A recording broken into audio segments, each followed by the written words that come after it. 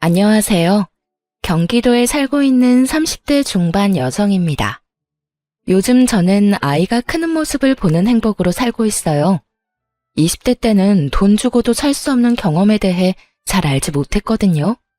그런데 아이 낳고 키워보니 그 의미를 좀 알 것 같아요. 저는 단언컨대 제 인생에서 제일 잘한 일이 제 아들을 낳은 거라고 생각해요. 그래서 저는 소중한 아들을 지켜주기 위해 열심히 살고 있어요. 하지만 아이의 아빠라는 인간은 눈꽃만큼도 아이를 생각하지 않았죠. 사람들은 보통 이혼했다고 하면 꼭 아이가 있는지 물어보는 것 같아요. 저도 아이가 없을 때 이혼했어야지 라는 말을 참 많이 들어왔죠. 그런데 엄마가 되어보니까 아이가 곧 제가 살아야 할 이유가 됐어요. 아이 덕분에 저는 이혼하고 혼자가 아니라 둘이 되어 버틸 수 있었죠.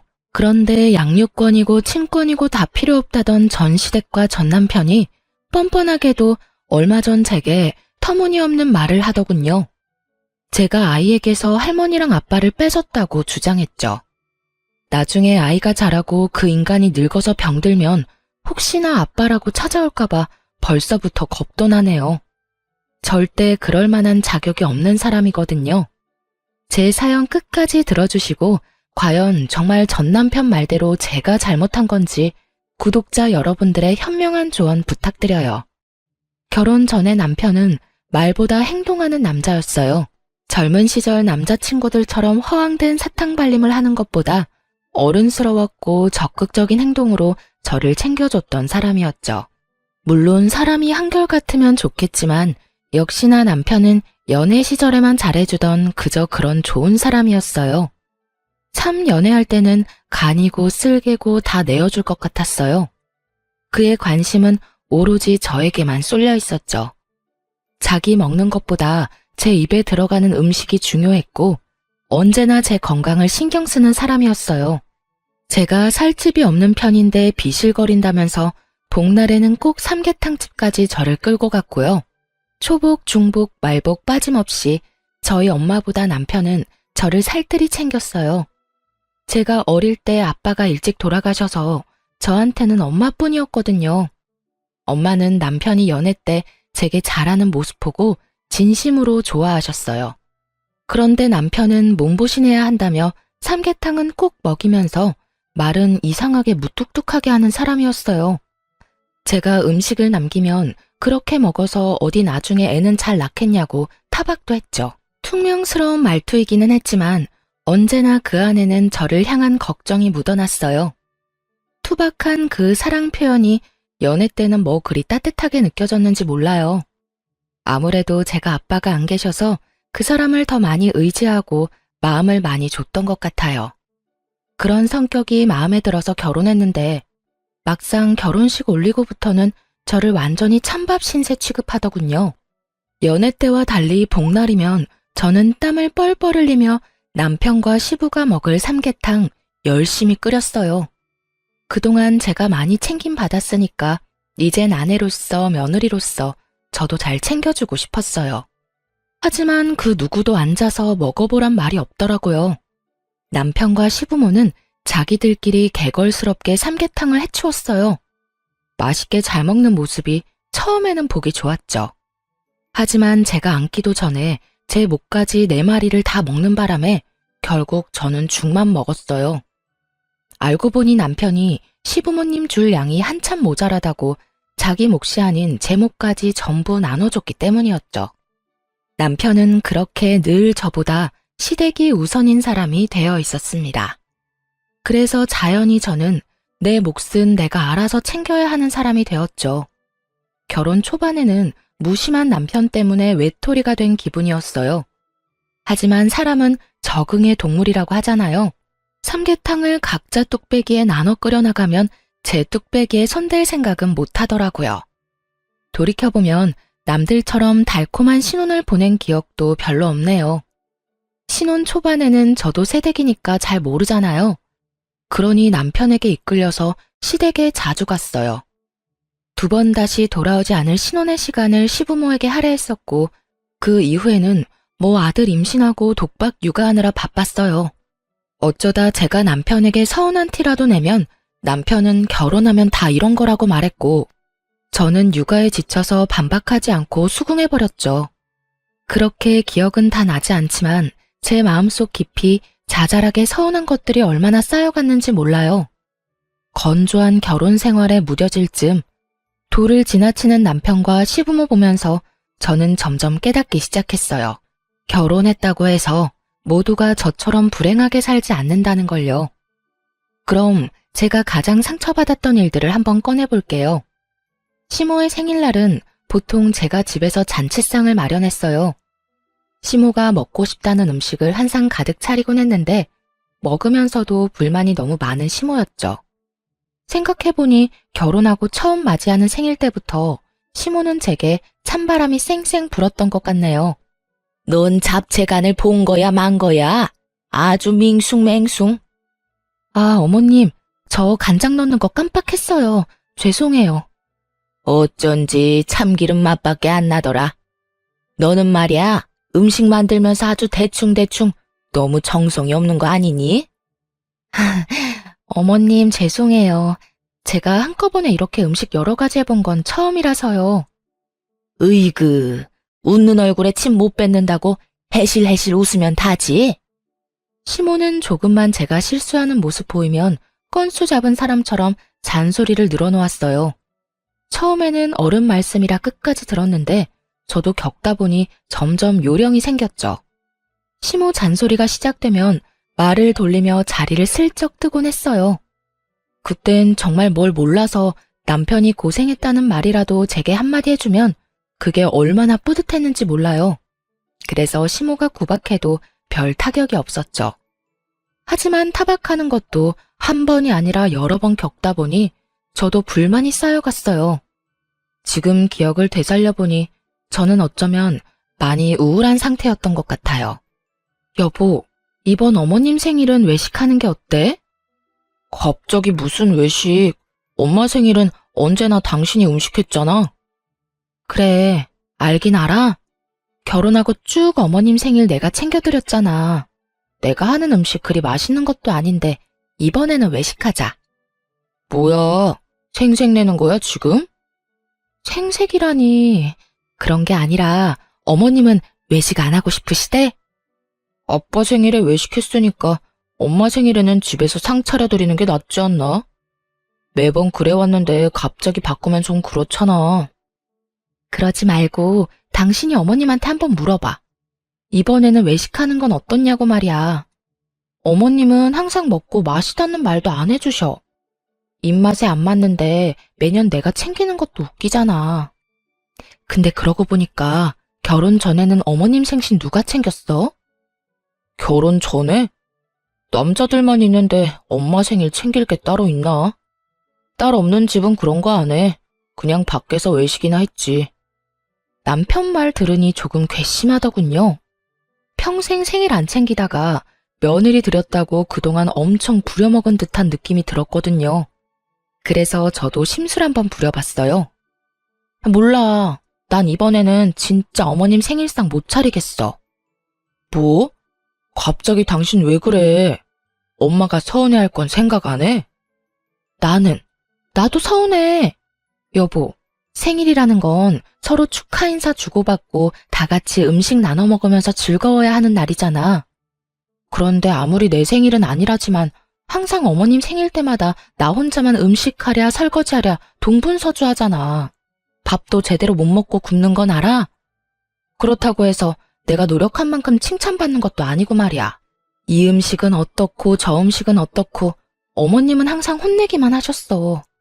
그러니까 올해는 나 진짜 안 하고 싶어. 아니 그리고 입맛에 안 맞는데 왜 굳이 내가 차리는 생일상을 고집해? 입맛에 좀 안 맞더라도 생일상 받으면서 분위기 내는 거지. 넌 1년에 한 번뿐인 날인데 꼭 그렇게 말하고 싶냐? 아빠 생일까지 챙기면 몰라. 엄마 생일만 그렇게 하는 거잖아. 말을 그렇게 한다고? 그럼 당신은 우리 엄마 생일 때 뭐 했는데? 내가 치사해서 진짜 이 말까지는 안 하려고 했는데 우리 엄마 생일 때는 현금 드리는 거 말고 한 게 없잖아. 아이씨, 그래 해. 외식으로 해. 그리고 남자랑 여자랑 같아? 며느리랑 사이가 같냐고.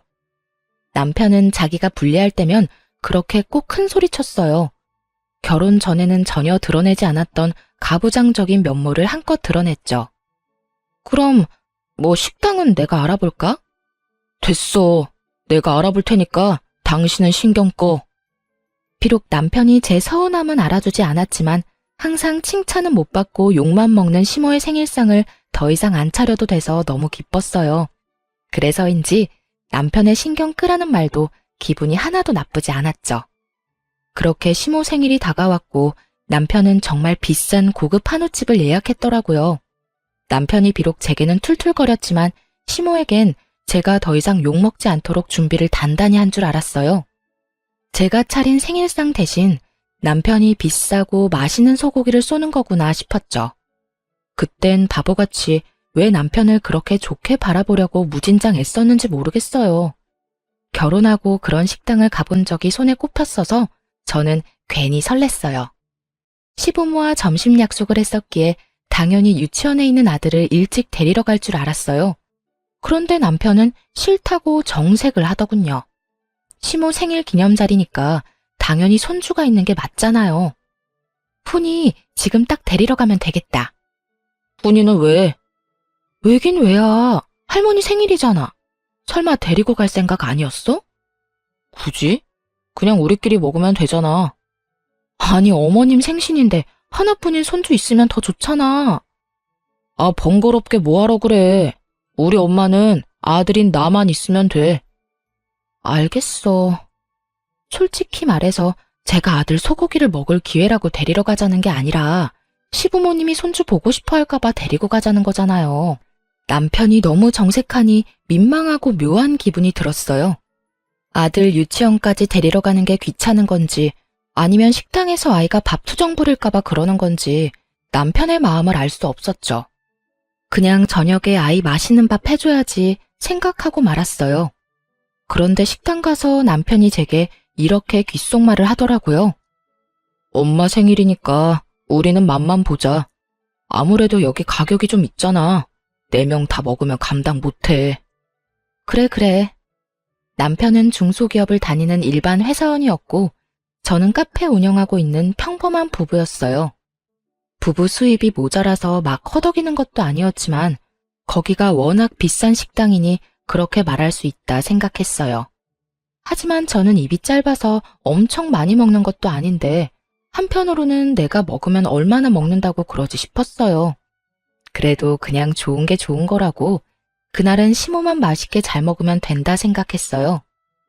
남편이 시킨 화려한 부위별 소고기가 나오고 직원이 굽고 있는데 시모는 또 잊지 않고 제게 잔소리하더군요.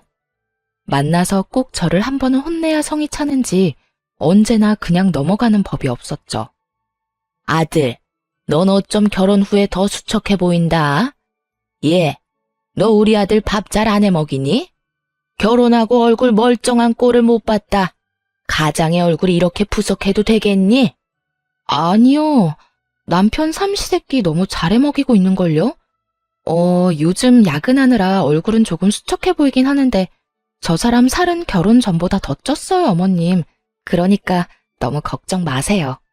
저희는 맞벌이 부부인데 시모 눈에는 언제나 자기 아들만 가장으로 보였나 봐요. 자기 아들 몸집에 반도 안 되는 며느리는 하나도 걱정 안 되냐고 시모에게 묻고 싶어서 입이 근질근질했어요.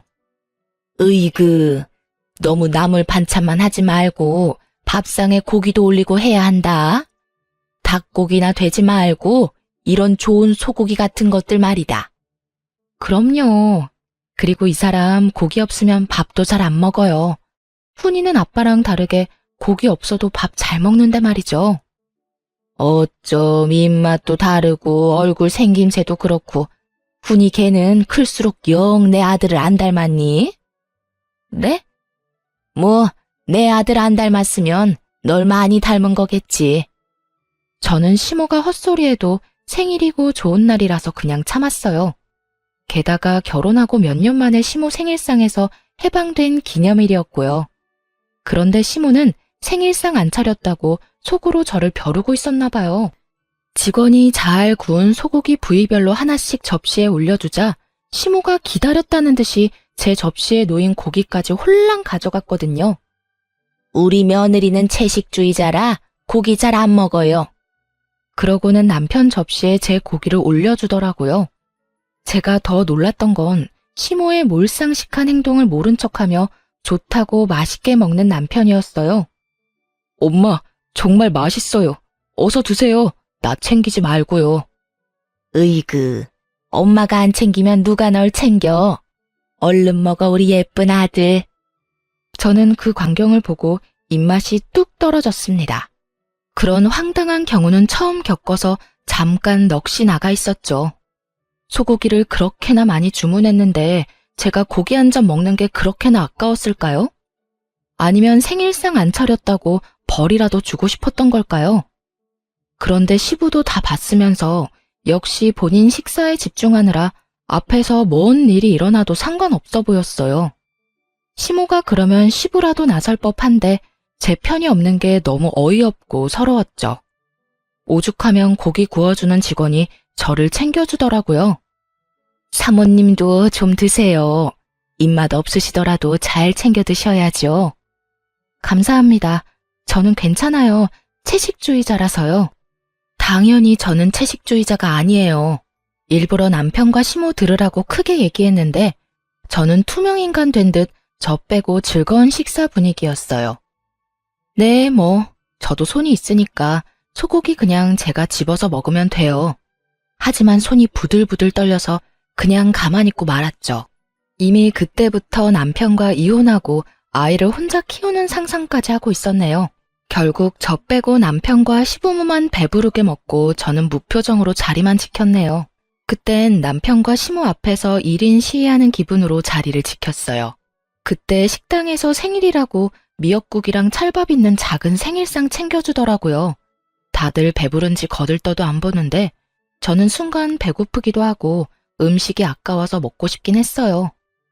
내가 너무 예민하게 받아들여서 괜히 바보처럼 식사를 못한 건가 후회도 됐고요. 그렇다고 무시당했는데 호구처럼 그걸 먹고 싶지는 않았어요. 그런데 미역국을 두고 시모가 아무도 안 먹어서 아깝다고 말하자 눈치 없는 남편이 그걸 저한테 먹으라며 내미는 거 있죠?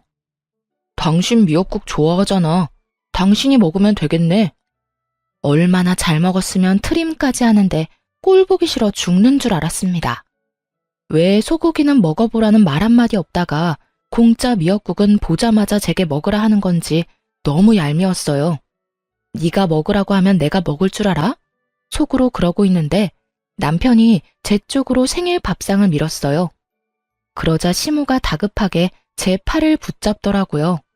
저는 수저를 들지도 않았는데 말이죠. 아, 생일상은 생일인 사람이 먹어야지. 엄마 배부르다면서요.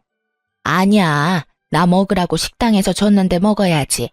오늘은 내 생일이잖아. 시모 배불러서 미치겠다며 소화제 찾을 때는 언제고 갑자기 욕심을 부리더라고요. 꾸역꾸역 미역국까지 다 먹는 시모의 모습을 보면서 확실히 깨달았어요. 며느리 입으로 들어가는 음식을 엄청 아깝게 생각한다는 걸요. 집에 돌아오자마자 저는 남편에게 따져 물었어요. 하지만 제게 돌아오는 건 사과가 아니었어요. 어쩜 그래? 내가 먹으면 얼마나 먹는다고. 너 나한테 맛만 보라는 게 눈으로 맛보라는 거였니? 아주 넌 잘만 먹더라. 배 튀어나온 것 좀 봐. 맛있디? 그리고 내가 언제부터 채식주의자라고 거짓말까지 쳐? 야, 내가 언제 먹지 말랬어? 난 그런 말은 한 적 없잖아. 네가 괜히 엄마 눈치 보느라 안 먹은 걸 왜 내 탓해? 그러길래 그냥 집에서 생일상 차려드렸으면 좋았잖아. 그럼 엄마도 심술 안 부렸을 테고. 그리고 내가 우리 집 유일한 외동아들인데 엄마가 먹으라고 하면 먹을 수밖에 없지. 그래, 당신 어머님이 심술 부리는 거 알면서도 가만히 있었네. 야, 나도 우리 집 귀한 외동딸이야. 그럴 거면 날 왜 데리고 갔어?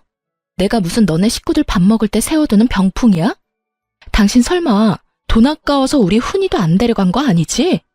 유치원생이 먹으면 얼마나 먹는다고 말이야. 당황해서 얼굴 벌개지는 남편 보고 제 추측이 맞았다고 생각했어요. 열받아서 그대로 남편 카드만 들고 집을 뛰쳐나왔죠. 이혼할 때는 하더라도 분해서 못 참겠더라고요. 아들 하원시키면서 더 비싼 소고기 집에 찾아갔어요. 남편 카드 시원하게 긁으니까 1분 만에 전화가 왔죠. 오늘 돈도 많이 썼는데 또 썼냐며 저를 타박하더군요. 그러니까 나랑 우리 아들이 애초에 먹으면 얼마나 먹겠어?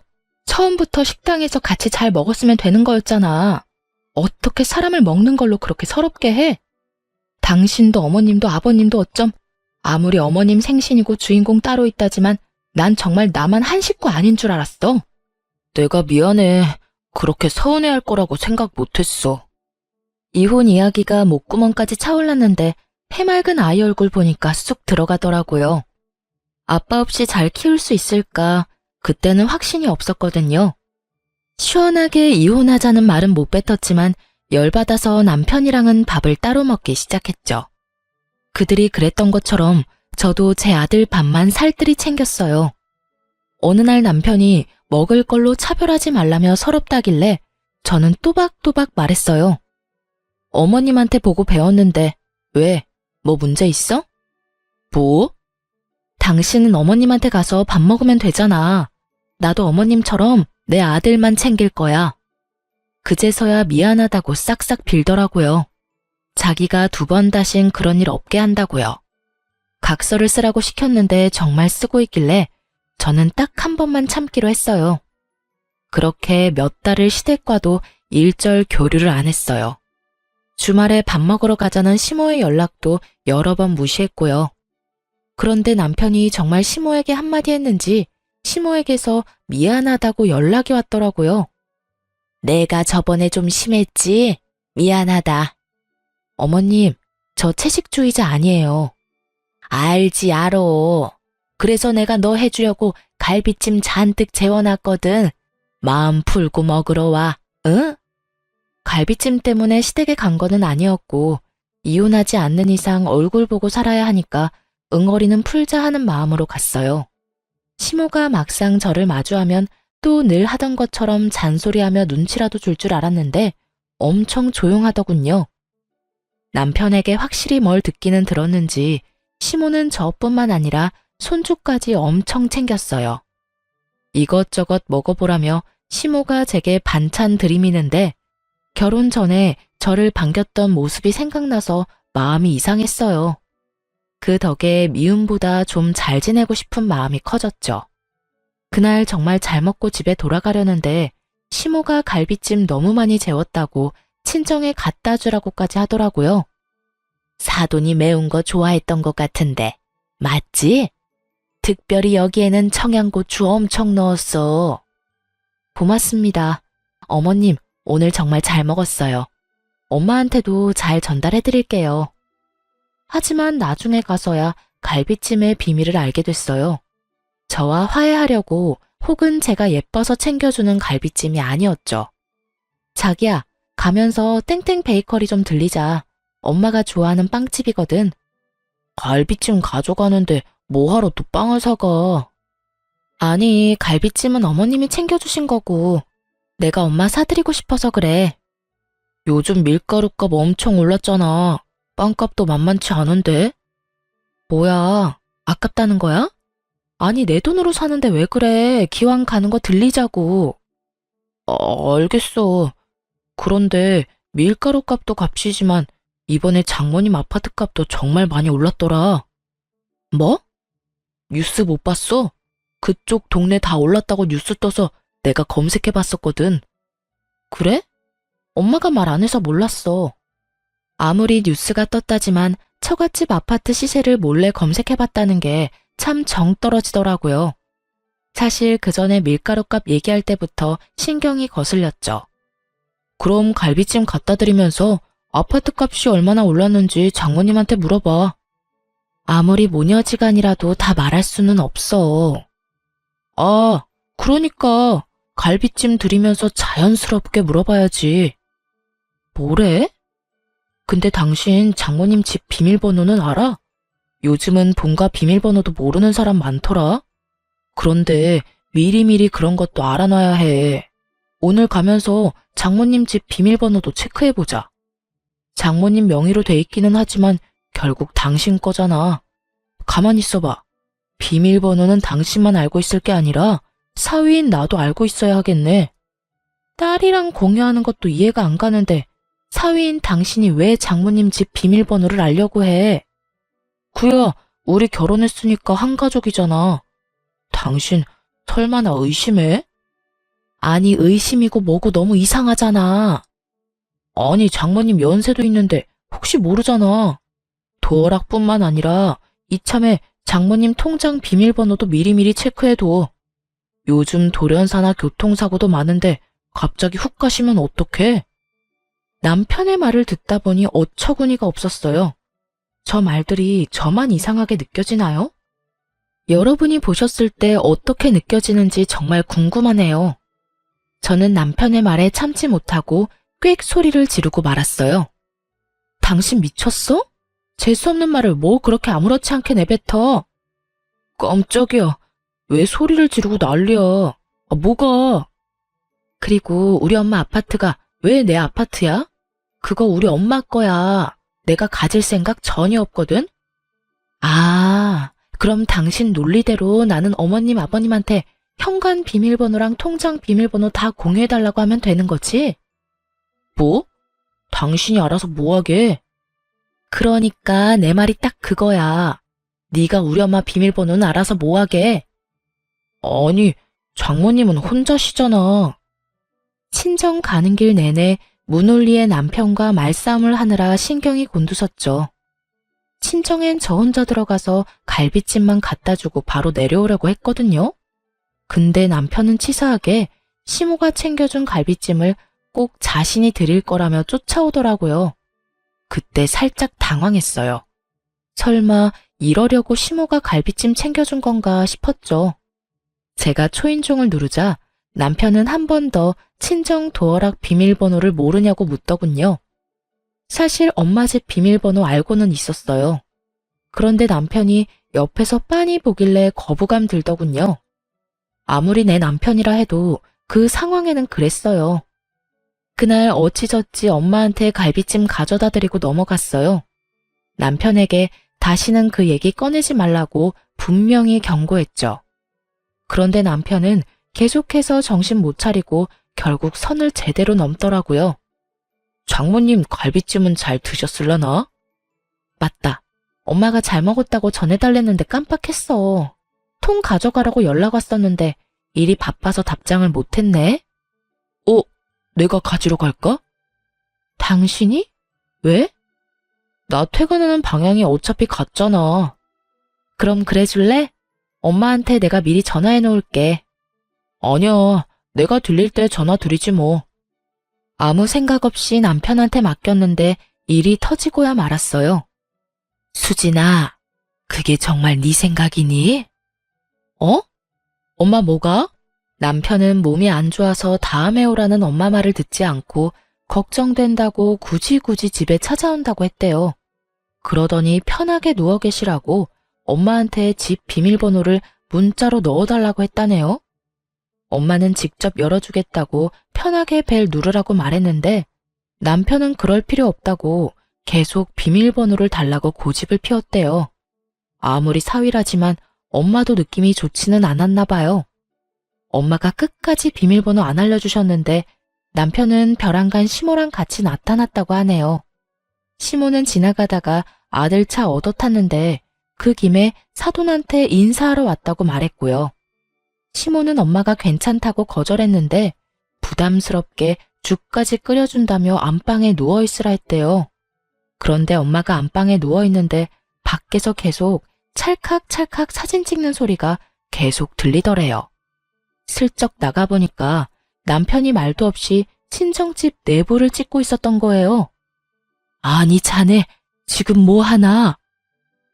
장모님 별거 아니니까 신경 쓰지 마시고 방에서 쉬고 계세요. 어머, 내 집 사진을 찍는데 내가 신경을 어떻게 안 쓰나? 그냥 부동산에 문의하려고 찍는 거예요. 무슨 문의를? 남편과 시모는 그때부터 몸도 좋지 않은 엄마를 앉혀놓고 말 같지도 않은 말을 했더라고요. 지금 최고점일 때 아파트 팔고 하나뿐인 외동딸 서포트 하라고요. 친정아빠도 안 계시는데 믿을 구석이라곤 엄마밖에 없지 않냐면서요. 그러곤 친정엄마께 미리 죽을 날 받아놓은 사람 대하듯 어느 은행에 돈이 얼마나 들어있는지 은행별로 비밀번호도 다 정리해서 제게 다 알려주라 했다네요. 둘이서 아주 작정한 듯 엄마의 혼을 쏙 빠뜨려 놓고 가버린 거죠. 그것뿐인 줄 아니? 한서방이 나한테 깔끔한 신축으로 월세방 얻어주겠대. 아파트 시세 올랐을 때 팔라는데 어찌나 불편한지 모르겠더라. 내가 멀쩡한 내 집 두고 갑자기 어딜 가니? 사돈도 합세해서 다 딸 위한 거라 하는데 너 정말 엄마가 아파트 팔았으면 좋겠어? 요즘 너희 생활 어렵니? 내가 모르는 무슨 일이라도 있는 거야? 엄마 그거 절대로 내 생각 아니야. 내가 지금 집으로 갈게요. 이게 무슨 일이라니. 갑자기 들이닥쳐서는. 통화하는 내내 친정엄마는 갑작스런 상황에 놀라고 속상해서 우셨어요. 저는 남편에 이어 시모까지 왜 자꾸 M1 엄마 아파트에 눈독을 들이는지 정말 환장하겠더라고요. 급하게 아이를 데리고 친정에 갔어요. 그런데 어린 제 아들이 엄마 집 문 앞에서 하는 말에 저는 그만 다리에 힘이 풀려서 주저앉고 말았어요. 엄마, 할머니가 꼭 비밀번호 외워오랬어. 숫자 놀이 한다고 했어. 어? 푸나, 혹시 어떤 할머니? 아빠 할머니가. 엄마 할머니 비밀번호 가르쳐 달랬어. 저희 아이는 아직 어려서 외할머니를 엄마 할머니라 불렀고 친할머니를 아빠 할머니라고 불렀어요. 무슨 속셈인지는 몰라도 시모가 어린 손주한테 외할머니 집 비밀번호를 외워오라고 시킨 거예요. 그때부터 눈앞에 보이는 게 없어지더라고요. 집주인이 멀쩡히 있는데 몰래 사진까지 찍고 그놈의 현관 비밀번호 알아내서 뭐 어쩌려고 그렇게까지 하는 건지 도대체 무슨 짓을 벌이려고 그러는지 소름이 끼치기 시작했죠. 시모에게 전화를 걸어서 따지니 시모는 태연한 목소리로 말했어요. 어머님, 혹시 우리 훈이한테 저희 엄마 집 비밀번호 알아오라 했어요? 아이고, 네가 물로 터져서 그랬지. 갈비찜 해줬으면 그걸로 해결했어야지. 너네 엄마 아파트값 엄청 올랐잖아. 엄마 죽고 물려받으면 늦어. 아파트 똥값 된다 너.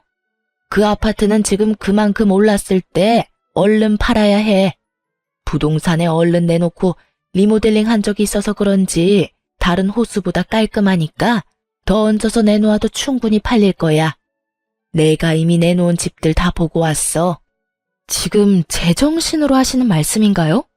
떡줄 사람 생각도 안 하는데 뭐 하는 짓이에요, 이게? 그럼 내가 제정신이지 치매라도 걸렸을까봐? 차라리 치매 걸린 거였으면 좋겠네요. 보통 사람의 머리로는 할 수 없는 일이에요, 지금. 너 시어미한테 어디서 그런 막말을 하냐? 그럼 뭐, 내가 우리 엄마한테 상처 준 사람한테 곱게 말할 거라 기대했어요? 당신 아들이랑은 이혼이에요. 더 생각할 것도 없어요. 이 지경까지 오기 전에 진작 했어야 했는데 누굴 탓하겠어요. 예, 이혼이라니 안 된다. 수화기 너머로 애걸복걸 매달리더라고요. 저는 못 들은 척 전화를 끊어버렸죠. 엄마의 아파트를 탐내고 있는 남편과 시모. 제가 뭘 어떻게 그들을 더 보듬겠어요? 단번에 이혼 결심이 서더라고요. 아니나 다를까 남편놈은 아니란 반응이더군요. 아니, 그때 아파트값 올랐다고 엄마한테 말하니까 어차피 나중에 그 아파트는 외동인 당신 거라잖아. 그래서 나도 그렇겠다 싶었지. 근데 엄마 말로는 지금부터 관리해서 팔아야 한다잖아.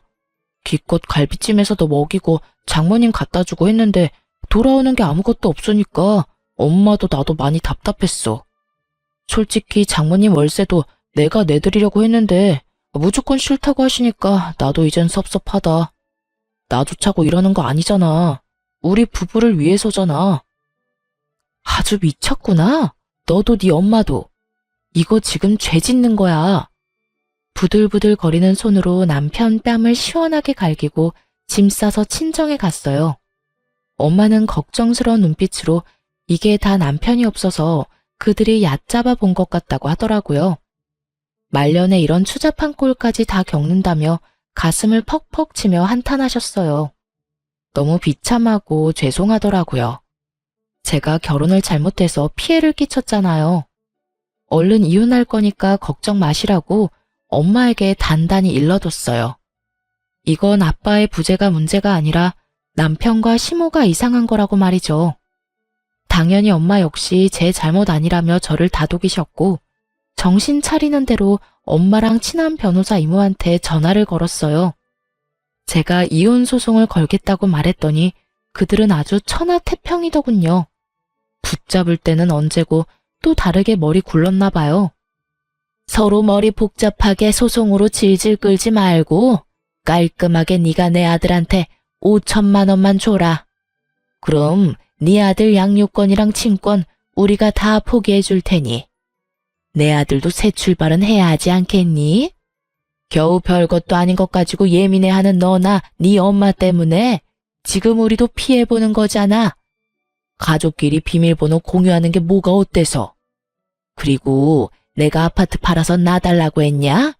너 가지라고 떠먹여줘도 왜 받아먹질 못해? 정말 그거면 돼요? 5천만 원? 당신이 말해봐.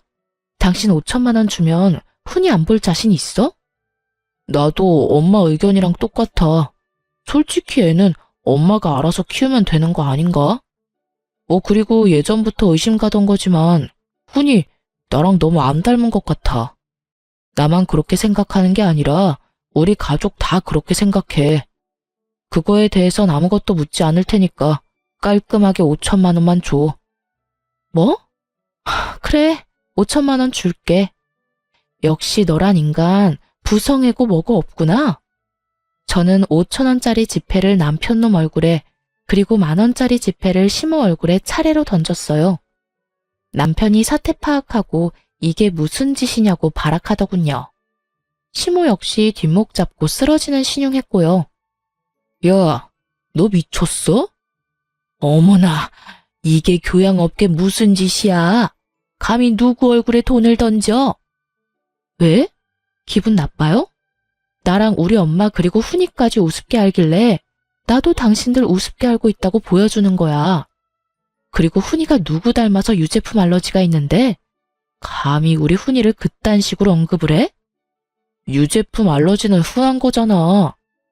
그래, 너 덜 맞았구나. 저번에 맞은 뺨으로 충분하지 않지? 저는 친자검사 해봐야겠다며 남편에게 머리털 내놓으라고 머리채를 붙잡고 마구 흔들어줬어요. 그만해. 아프다고 진짜. 너 나 대머리 되면 책임질 거야? 시모는 본인 아들 머리통 흔드는 장면 보고 아주 개거품 물었어요. 그래서 활용점정으로 남편놈 얼굴 뺨 마지막으로 한 번 더 날려줬네요. 겨우 그 몇 대 맞은 생채기랑 제가 겪고 있는 고통이랑 비교할 수 있을까요? 지켜보던 시부는 결혼을 잘못했다면서 혀를 끌끌 차고 나가더군요. 그러니까요. 제가 결혼을 한참 잘못했네요. 아드님한테 이렇게 하자가 있을 줄 몰랐거든요. 야, 너 이참에 이마에 써붙이고 다니는 게 어때? 나는 하자가 있습니다. 하고 말이야. 그리고 댁들도요. 하자의 원인이 다 부모한테 있는 거 아니겠어요? 아유, 저 독한 것 말하는 것 좀 봐. 예, 친정 재산 좀 나눠 가지면 어디 덧나냐? 꼭 그렇게 못되게 굴어야겠어? 어차피 늙은 친정엄마 나중에 아프면 딸이 모셔야 할 거고 그때 되면 내 아들이 장모님 뒷바라지 다 할 텐데 말이다. 도대체 넌 왜 이렇게까지 발작하는 건지 도무지 이해가 안 돼서 그래. 아니 아파트 비쌀 때 팔아서 이익 남기면 너도 좋고 너희 엄마도 좋은 거잖아. 그건 우리 엄마가 알아서 하실 일이고요. 왜 당신들 뱃속 채울 궁리를 우리 엄마 아파트로 하냐고요. 그럼 내가 당신들 재산 죽기 전에 미리 나눠 가지자고 달려들면 가만히 있을 거예요? 당신 아들을 위해서? 뭐? 이게 감히 뭘 넘보려고 해? 그러니까요. 열받죠? 왜 역지사지 입장 바꿔서 생각 못 하세요? 내가 댁내 아들 새 출발은 꿈도 못 꾸게 해줄게요. 네가 무슨 수로? 내 아들은 내가 있으니까 걱정 마라. 넌 네 아들이나 신경 써. 친권, 양육권 다 가지려면 얼른 5천만 원이나 준비하라고. 시모가 하는 행동을 봐선 누가 보면 정말 제 아들이 친손주가 아닌 줄 알겠더라고요. 배 아파서 대를 이을 핏줄 낳아줬더니 홀대하는 건 뭔가요? 자기 아들 대를 끊고 싶은 건가 싶었어요. 곧바로 저는 엄마 친구인 변호사 이모를 통해서 남편에게 이혼 소송을 걸었습니다. 그런데 누가 봐도 소송이 제 쪽으로 유리해지자 남편은 갑자기 손이 발이 되도록 싹싹 빌었어요. 제발 이혼은 하지 말자고 눈물 콧물 흘리더군요. 하지만 이혼하지 말자는 이유도 결국 저와 아들 때문이 아니라 양육비의 위자료까지 어지간히 혼자 감당하기 싫어서 그런 거였어요. 그래서 남편이 더 괘씸하게 느껴졌죠. 우리 훈이 생각해서 이러지 말자. 어? 이혼이라니 애가 아직 3살인데. 훈이 생각했으면 정말 네가 그랬으면 안 됐지. 할머니라는 인간은 애한테 외할머니 비밀번호 알아오라 하질 않나. 아빠라는 놈은 친자식인지 의심간다 하질 않나. 야, 이미 엎질러진 물이야. 너랑 내가 회복될 것 같아? 아니, 절대. 그리고 너랑 네 부모 소름 끼쳐서 내가 너랑 더 이상 어떻게 살겠니? 아픈 우리 엄마 누워있는데 집 사진 찍고 싶디? 그게 네 집이야? 꿈도 야무지다.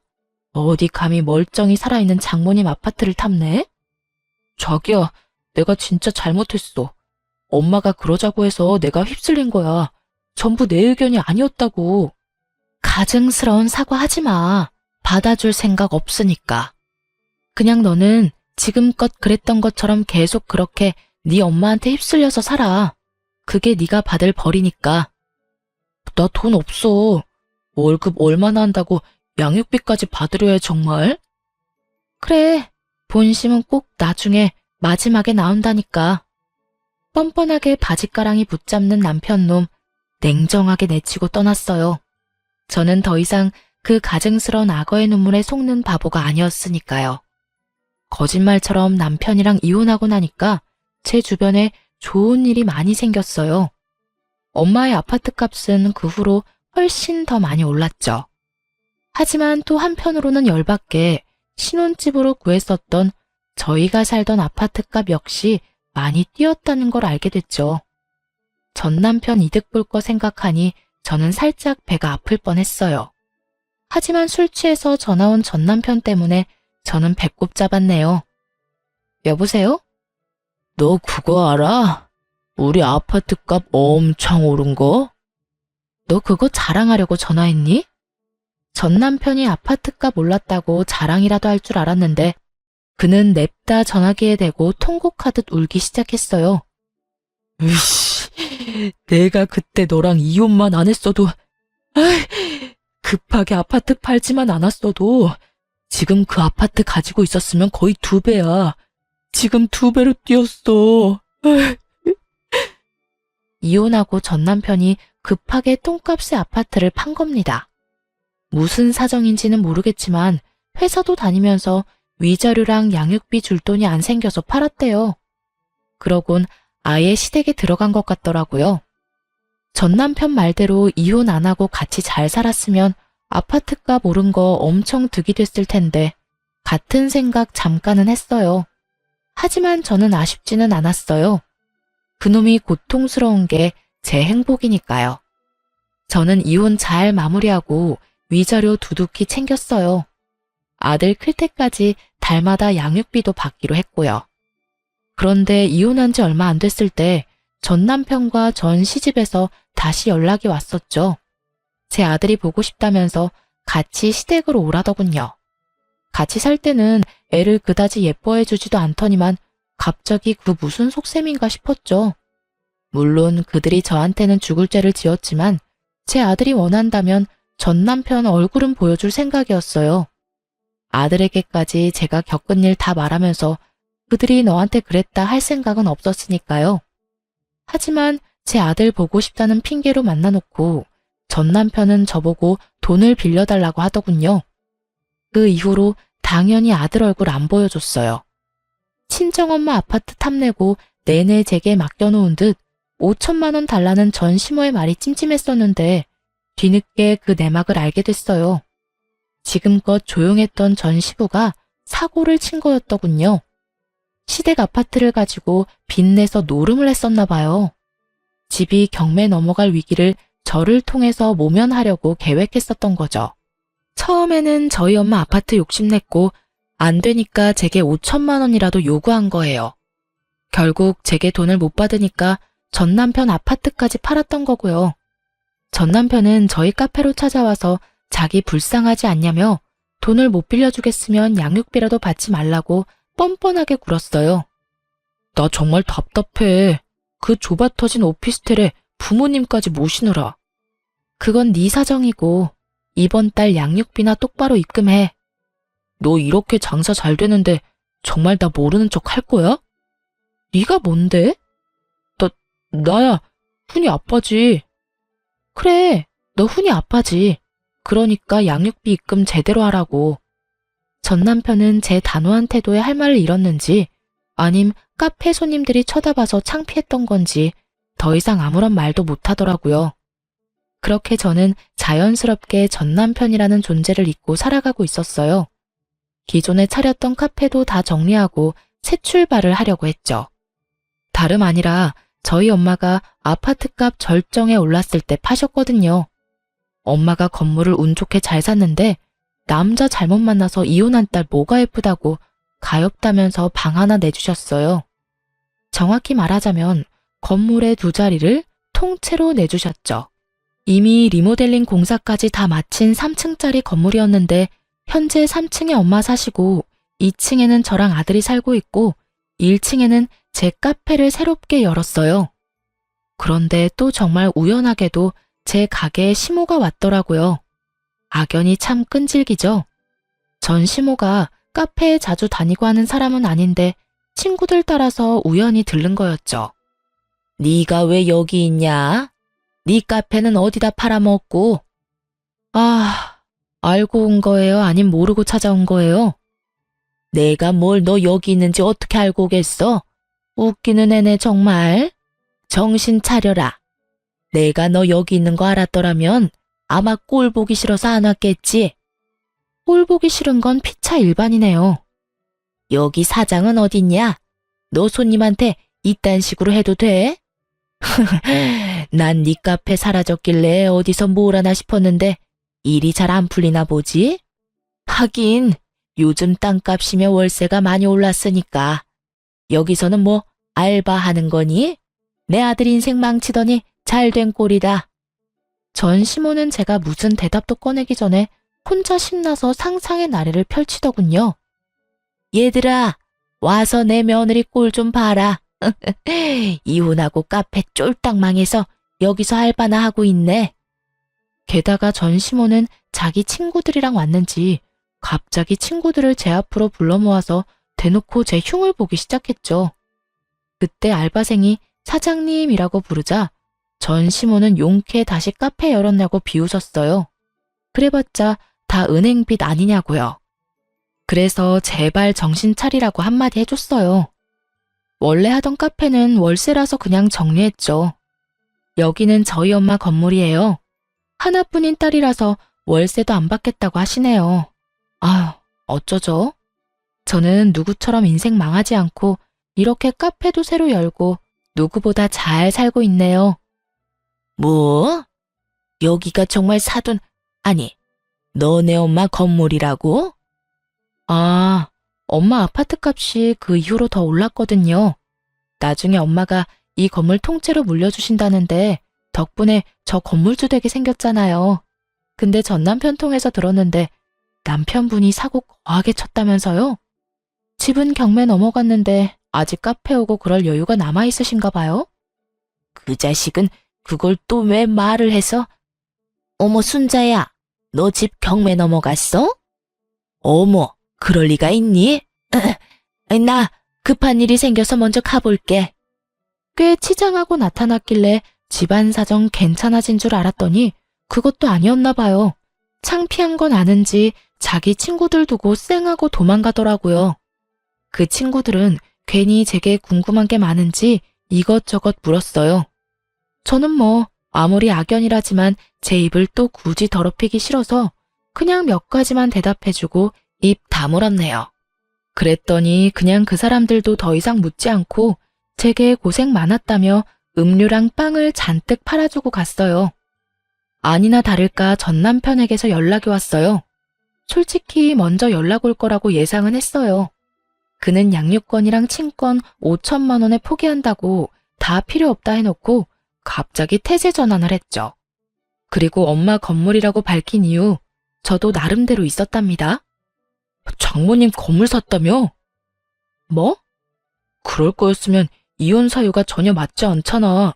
장모님도 다 내 탓해놓고 결국 아파트 팔 생각이었던 거지. 네가 괜히 예민해서 훈이한테서 아빠랑 친할머니, 친할아버지를 뺏은 거야. 뭐라는 거야? 먼저 양육권 친권 타령하면서 5천만 원 들먹인 게 누구더라? 됐고, 이제 나도 훈이 아빠 자리를 다시 되찾을 거야. 나도 내 권리를 찾아야지. 권리라.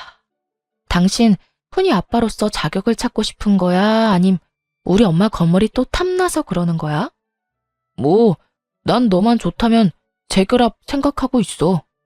훈이 생각해서라도 그게 좋은 거니까. 미친놈. 뭐? 너 양육비 4개월이나 밀렸어. 번호 바꾸고 잠수 타더니 이제서야 연락이 되네? 알지? 계속 밀어봐 어디. 여보 같은 소리 한다. 야, 네가 정말 훈이 생각한다면 돈 열심히 벌어서 양육비 보내면 되는 거야. 알겠니? 양육비를 줘야 하는 게 바로 네 권리야. 그니까 더 징징거리지 말고 입금이나 해. 더 지체하면 미지급 소송 들어갈 거니까. 회사에 소문이라도 나고 싶어? 본인한테 남은 거라곤 회사밖에 없어서 그런지 회사 이야기 꺼내니 바로 깨갱하더군요. 참 부성애라는 게 모든 사람한테 있는 건 아닌가 봐요. 친자식 아닌 것 같다고 상처 줄 때는 언제고 아들을 가지고 끝까지 어떻게 해보려고 하는 꼴이 우스웠죠. 그리고 결혼 후든 이혼 후든 왜 장모님의 재산을 탐내는지 도무지 제 상식적인 선에서는 이해가 안 됐고요. 사실 아들이 상처받을까봐 전 남편과 전 시댁 이야기를 저는 평생 가슴에 품고 안 꺼내리라 생각했어요. 하지만 아들이 컸을 때 혹시라도 그들에 의해 피해보지 않게끔 이젠 잘 정리해서 설명해주는 게 필요하겠다 싶어요. 왜 그런 사람들 많잖아요. 자식 낳아놓고 나 몰라라 하더니 자식 혼자 올바르게 다 크면 부모랍시고 나중에 찾아와서 생색내면서 자식 괴롭히는 사람들이요. 전 남편이 딱 그럴 것 같았어요. 저는 이 이혼 끝에 얻은 교훈이 하나 있어요. 분수도 모르고 남의 것을 탐내지 말자. 분수에 맞게 살자가 제 모토가 됐죠. 앞으로도 제 분수에 맞게 잘 살도록 할게요. 지금까지 긴 사연 들어주셔서 감사합니다. 좋은 하루 되세요.